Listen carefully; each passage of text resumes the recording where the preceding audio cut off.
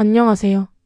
오늘 우리는 지식재산권 중에서도 저작권에 대해 심도 있게 알아보는 시간을 갖겠습니다.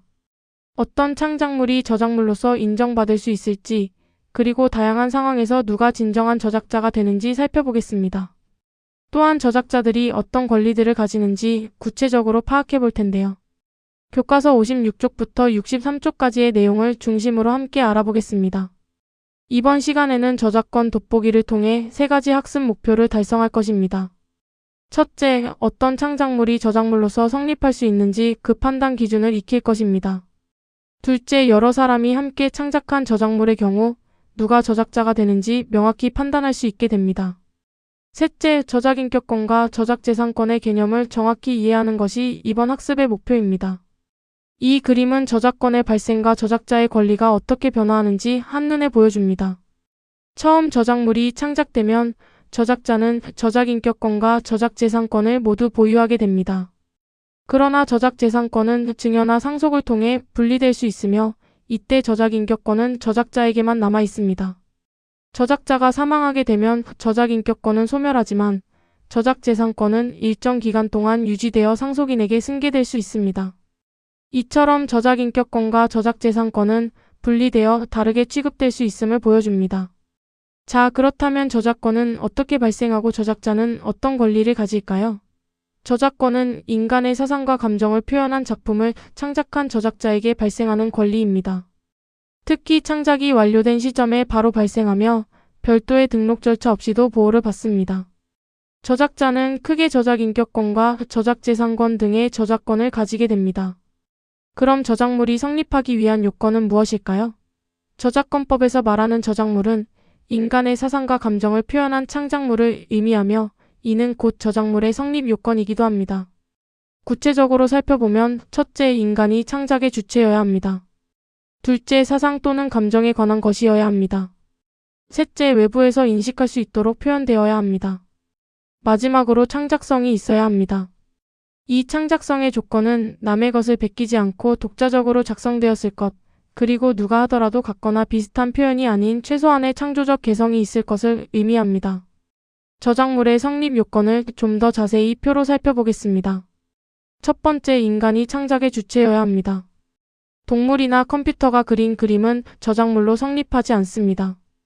두 번째, 사상 또는 감정에 관한 것이어야 합니다. 단순한 사실을 나열한 것은 저작물이 아니며 여기서 사상이나 감정은 넓은 의미의 생각이나 기분까지 포함합니다. 세 번째, 외부에서 인식할 수 있도록 표현되어야 합니다. 구체적으로 표현되지 않은 아이디어는 저작물로 성립하지 않습니다. 마지막으로 창작성이 있어야 합니다. 남의 것을 모방하거나 최소한의 창조적 개성이 없는 것은 저작물로 인정되지 않습니다. 그렇다면 창작성이 인정되는 사진은 어떤 것일까요? 몇 가지 사례를 통해 알아보겠습니다. 첫 번째 사례입니다. 제품만을 충실하게 표현한 광고용 사진은 광고라는 실용적인 목적을 위한 것이며 창작적인 노력이나 개성이 인정되지 않아 창작성이 없다고 봅니다. 두 번째 사례 역시 마찬가지입니다. 깨끗하게 정리된 음식점 내부를 충실하게 촬영한 사진은 누가 찍더라도 비슷한 결과가 나올 수밖에 없기 때문에 창작성이 없다고 판단합니다. 이처럼 단순히 대상을 있는 그대로 재현하는 경우에는 창작성을 인정받기 어렵습니다. 이어서 세 번째 사례입니다. 수술 장면이나 환부의 모습, 치료 경과 등을 충실하게 표현하여 정확하고 명확한 정보를 전달하는 실용적인 목적으로 촬영된 사진은 촬영자의 개성과 창조성이 인정되지 않아 창작성이 없다고 봅니다. 반면 네 번째 사례를 보시죠. 제품을 다른 장식물이나 과일, 술병 등과 조화롭게 배치하여 촬영함으로써 제품 이미지를 부각하고 광고 효과를 극대화하기 위한 사진은 촬영자의 창조적 선택과 배치라는 개성이 담겨 있어 창작성이 있다고 인정됩니다. 마지막 다섯 번째 사례를 살펴보겠습니다. 목욕을 즐기면서 바깥 풍경을 바라볼 수 있는 업소의 장점을 부각하고 저녁해와 바다가 동시에 보이는 시간대와 각도를 선택하여 촬영한 사진입니다. 이는 최상의 휴식 공간이라는 이미지를 창출하려는 촬영자의 창작적 고려가 나타난다고 볼 수 있으므로 창작성이 있다고 인정됩니다. 이처럼 사진의 창작성은 단순히 대상을 찍는 것을 넘어 촬영자의 의도와 개성이 얼마나 반영되었는지에 따라 달라집니다. 그럼 저작물은 어느 범위까지 보호를 받을까요? 성립 요건을 만족하는 저작물 중에서도 오직 창작성 있는 표현만이 보호됩니다. 만약 어떤 작품을 모방한 경우에도 아이디어 영역에 속하는 부분이나 창작성 없는 부분을 모방했다면 저작재산권 침해에 해당하지 않습니다. 표에서 보시는 바와 같이 아이디어는 창작성이 있든 없든 보호받지 못합니다. 표현의 경우 창작성이 없는 부분은 보호받지 못하지만 창작성이 있는 부분은 저작권의 보호를 받습니다. 저작물 보호 범위의 실제 사례를 하나 더 살펴보겠습니다. A 사진을 보고 난 후 B 사진을 촬영하였다고 가정해봅시다. 이때 B 사진이 A 사진의 아이디어만을 차용한 것으로 판단된다면 이는 저작재산권 침해에 해당하지 않습니다. 예를 들어 특정 구도의 아름다운 풍경 사진을 보고 영감을 받아 자신만의 방식으로 비슷한 구도의 다른 풍경을 찍었다면 아이디어는 유사하지만 표현이 다르기 때문에 저작권 침해가 아니라는 것입니다. 중요한 것은 아이디어가 아닌 구체적인 표현을 보호한다는 점입니다. 이제 누가 저작자일까? 라는 질문으로 넘어가겠습니다. 앞서 강조했듯이 창작성이 없거나 아이디어 영역에 속하는 부분은 저작물로서 보호되지 않습니다. 저작자란 특정한 사상 또는 감정을 창작성 있는 표현으로 구체화한 자를 말합니다. 만약 2명 이상이 공동으로 창작한 경우에는 공동 저작물로 보고 모두가 저작자가 됩니다. 또한 법인이나 단체의 기획하에 업무상 작성되는 저작물은 업무상 저작물로 분류되며 이때는 회사나 단체가 저작자가 되는 것이 일반적입니다. 저작자가 누구인지 좀 더 자세히 구분해 보겠습니다. 먼저 공동 저작물은 2명 이상이 공동으로 창작한 저작물로서 각자의 이바지한 부분을 분리하여 이용할 수 없는 것을 의미합니다. 이때는 모두가 저작자가 되며 공동 저작자 전원의 합의가 없으면 저작권을 행사할 수 없습니다. 다음으로 업무상 저작물은 법인이나 단체, 그 밖의 사용자의 기획하에 업무에 종사하는 자가 업무상 작성하는 저작물입니다. 이 경우 업무상 저작물이 법인 등의 명의로 공표되고 계약이나 근무 규칙에 따로 정해진 것이 없다면 해당 법인 등이 저작자가 됩니다. 자, 이제 누가 저작자일지 직접 판단해보는 활동을 해보겠습니다. 첫 번째 사례입니다. 법률 서적을 집필하는 어를 도와 B가 필요한 판례와 논문을 찾아주었다면 누가 저작자일까요? 이 경우 어만 저작자입니다. B는 자료 수집을 도왔을 뿐 직접적인 창작 활동을 한 것은 아니기 때문이죠. 두 번째 사례는 어가 책을 집필했고 판매량을 높이고자 합의에 의해 유명한 B를 저작자로 기재하여 출판한 경우입니다. 여전히 어만 저작자입니다. 실제 창작자는 어이기 때문입니다. 세 번째 사례는 어회사의 직원 B와 자영업자 C가 함께 건축 설계도를 제작한 경우입니다. 만약 업무상 저작물로 성립한다면 어회사와 C가 저작자가 되며 성립하지 않는다면 B와 C가 저작자가 됩니다. 마지막으로 뮤지컬을 제작하기 위해 어는 각본을, B는 악곡을, C는 가사를, D는 안무를, E는 무대 미술을 창작했다면 이 경우 A, B, C, D, E 모두가 저작자입니다. 이어서 방금 살펴본 4번 사례의 뮤지컬은 공동 저작물일까요? 그리고 D는 자신이 창작한 안무를 뮤지컬과 별도로 이용할 수 있을까요? 결론부터 말씀드리면 각자 이바지한 부분을 분리하여 이용할 수 있으므로 공동 저작물이라고 볼 수 없습니다. 따라서 안무를 창작한 D는 다른 저작자들의 합의 없이도 자신이 창작한 안무를 별도로 이용할 수 있습니다. 각자의 창작물이 독립적인 저작물로 인정될 수 있기 때문입니다. 저작자는 어떤 권리를 가질까요? 저작자는 크게 저작인격권과 저작재산권이라는 저작권을 가집니다. 저작인격권은 저작자가 자신의 저작물에 대해 가지는 인격적 이익을 보호하기 위한 권리입니다. 반면 저작재산권은 저작물의 이용으로부터 발생하는 경제적 이익을 보호하기 위한 권리입니다. 중요한 점은 저작권은 저작물을 창작한 때부터 발생하며 특정한 절차나 형식의 이행이 필요하지 않다는 것입니다. 이는 등록이 필수인 산업재산권과의 중요한 차이점입니다. 저작인격권에는 3가지 주요 권리가 있습니다. 첫째, 공표권은 저작물을 대중에게 공개하거나 공개하지 않을 것을 결정할 권리입니다. 예를 들어 공표되지 않은 소설을 무단으로 출판하는 것은 공표권 침해에 해당합니다. 둘째, 성명표시권은 저작물의 원본이나 그 복제물 또는 공표 매체의 저작자의 실명이나 이명을 표시할 권리입니다. TV에서 방영되는 가요의 다른 사람을 작곡가로 표시하는 것은 성명표시권 침해입니다. 셋째, 동일성 유지권은 저작물의 내용, 형식, 그리고 제호, 즉 제목의 동일성을 유지할 권리입니다. 소설의 제목 등을 변경하여 출판하는 행위는 동일성 유지권 침해에 해당합니다. 다음으로 저작재산권의 주요 권리들을 살펴보겠습니다. 첫째, 복제권은 인쇄, 사진 촬영, 복사, 녹음, 녹화 등 다양한 방법으로 저작물을 유형물에 고정하거나 다시 제작할 권리입니다. 예를 들어 소설책을 무단으로 복사하거나 상연 중인 연극을 비디오 카메라로 녹화하는 것은 복제권 침해에 해당합니다. 둘째, 공연권은 저작물을 상연, 연주, 가창, 낭독, 상영 등 다양한 방법으로 공중에게 공개할 권리입니다. 각본에 따라 연극을 대중 앞에서 상연하거나 그 녹화물을 재생하는 것은 공연권에 해당합니다. 계속해서 저작재산권의 종류를 알아보겠습니다. 셋째, 공중송신권은 저작물을 공중이 수신하거나 접근하게 할 목적으로 무선 또는 유선 통신 방법으로 송신하거나 이용해 제공할 권리입니다. 음악을 다른 사람에게 송신하거나 유튜브에 업로드하는 행위가 여기에 해당합니다. 넷째, 전시권은 미술 저작물, 예를 들어 회화, 서예, 조각 등의 원본이나 그 복제물을 전시할 권리입니다. 그림을 일반인이 볼 수 있도록 거리에 진열하는 행위가 전시권에 해당합니다. 저작재산권의 마지막 세 가지 권리입니다. 다섯째, 배포권은 저작물의 원본이나 그 복제물을 대중에게 배포할 권리입니다. 불법 복제한 소설책을 타인에게 양도하거나 대여하는 것은 배포권 침해가 됩니다. 여섯째, 대여권은 상업적 목적으로 공표된 음반이나 프로그램을 영리 목적으로 대여할 권리입니다. 판매용 음반을 유상으로 대여하는 것이 예시입니다. 마지막 일곱째, 2차적 저작물 작성권은 원저작물을 번역, 편곡, 변형, 각색, 영상 제작 등 다양한 방법으로 2차적 저작물을 작성하고 이를 이용할 권리입니다.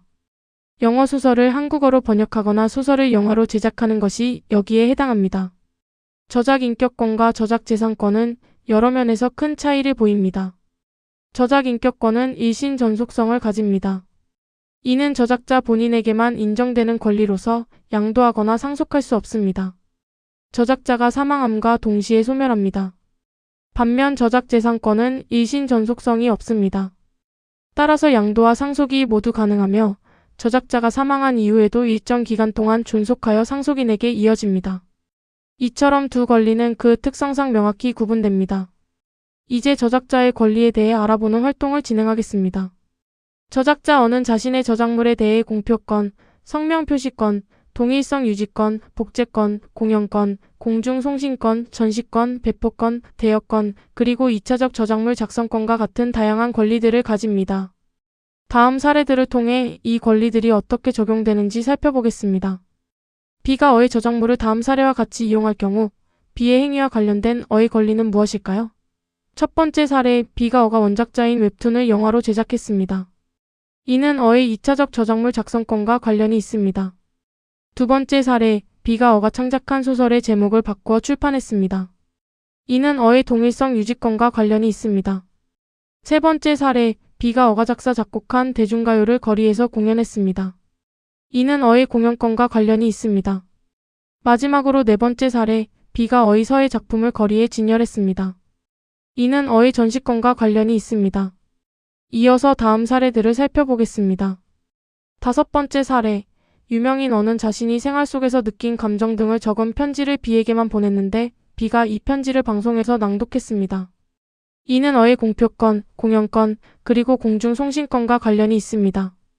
여섯 번째 사례, B는 어의 폰트 프로그램을 구입하여 돈을 받고 C에게 빌려주었습니다. 이는 어의 대여권과 관련이 있습니다. 일곱 번째 사례, B는 극장에서 상영하는 어의 영화를 몰래 녹화했습니다. 이는 어의 복제권을 침해한 것입니다. 마지막 여덟 번째 사례, 방송사인 B는 어의 음악을 실시간으로 웹캐스팅했습니다. 이는 어의 공중송신권과 관련이 있습니다.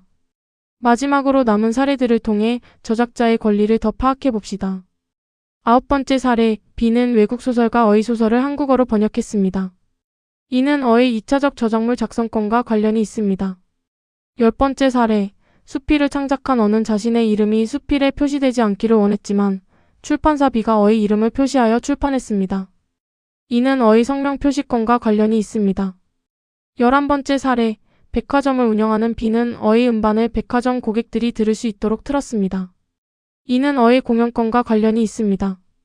마지막 12번째 사례, B는 자신이 구입한 어의 소설을 복사 및 재본하여 C에게 팔았습니다. 이는 어의 복제권과 배포권을 침해한 것입니다. 저작 재산권에는 제한이 있을 수 있는데 몇 가지 사례를 통해 알아보겠습니다. 첫 번째 사례입니다. 학교 교육 목적으로 저작물을 이용하는 경우에는 저작재산권이 제한될 수 있습니다. 국공립고등학교의 교사가 수업에 사용하기 위해 소설 일부를 복사하여 학생들에게 나누어 주었다면 이는 복제권 및 배포권이 제한되어 저작권 침해에 해당하지 않습니다. 다만 소설 전부를 복사하는 등 필요 이상으로 복사하여 나누어 주었다면 저작권 침해에 해당합니다. 적절한 범위 내에서의 교육 목적 이용만 허용됩니다.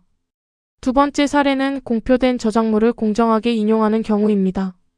대학 입시용 수험서에 우리나라 대표 소설들을 선정하고 소설 비평을 주로 하며 이를 위해 소설은 필요한 최소한의 분량만 수록했다면 이는 저작물의 공정한 인용에 해당하여 저작권 침해가 되지 않습니다.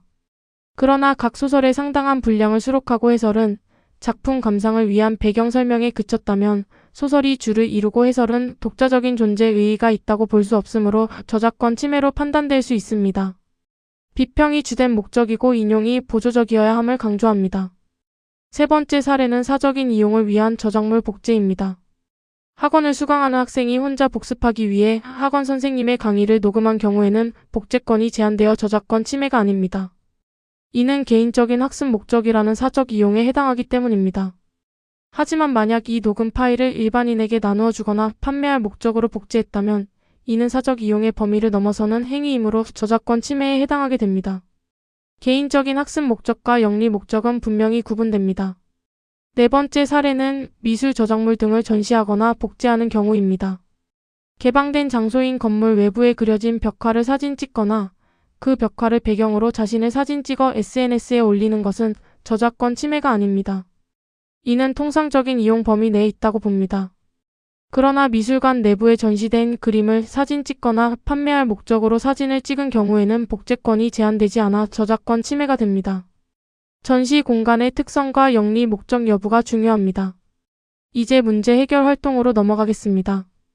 저작물이란 인간의 사상 또는 감정을 표현한 창작물을 의미하며 저작물로서 성립하기 위해서는 인간이 창작의 주체일 것, 사상 또는 감정에 관한 것일 것, 외부에서 인식할 수 있도록 표현될 것, 그리고 창작성이 있을 것 등의 요건이 필요하다고 배웠습니다. 이러한 저작물 성립 요건과 관련하여 다음 사례들을 함께 살펴보겠습니다. 다음 사례에서 제시된 것들이 저작물로서 성립할 수 있을지 생각해보고 만약 성립하지 않는다면 그 이유를 적어봅시다. 첫 번째 사례입니다. 제품만을 충실하게 표현한 광고용 사진에 창작성이 있을까요?